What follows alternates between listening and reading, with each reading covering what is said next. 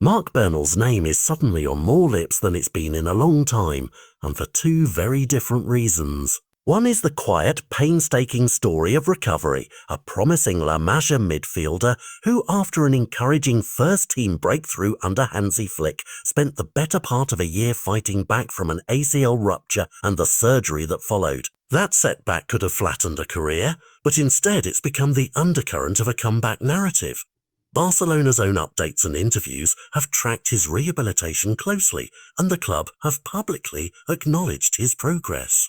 Now, as medical reports and squad whispers suggest he's nearing full fitness and could be pushing for inclusion as the team restarts domestic duties after the international break, a very different story has been written on the margins. The Saudi market is taking notice.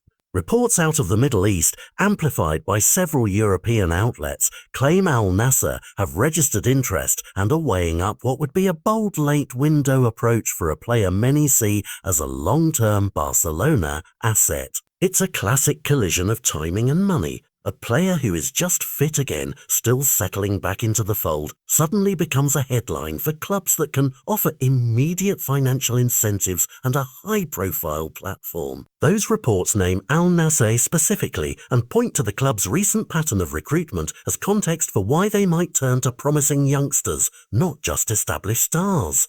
Why does that matter for Barca? Because this isn't just a transfer rumour, it's a test of priorities.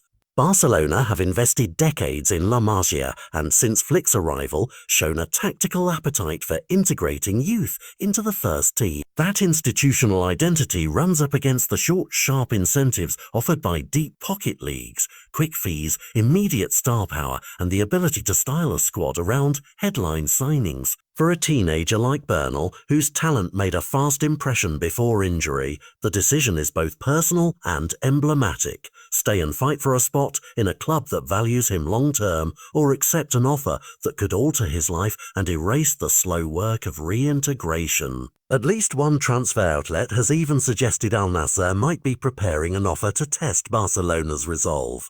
From the technical side, the smart money inside Barcelona is likely to be cautious, ease him back, protect the knee, and use the depth of the dressing room to avoid rushing minutes. Hansi Flick's tactical setups have shown they can accommodate young midfielders when needed, and the coaching staff, supplemented in training by experienced ex-professionals, will want Bernal to develop under controlled pressure rather than be sold as a short-term asset. That said, the commercial reality is hard to ignore.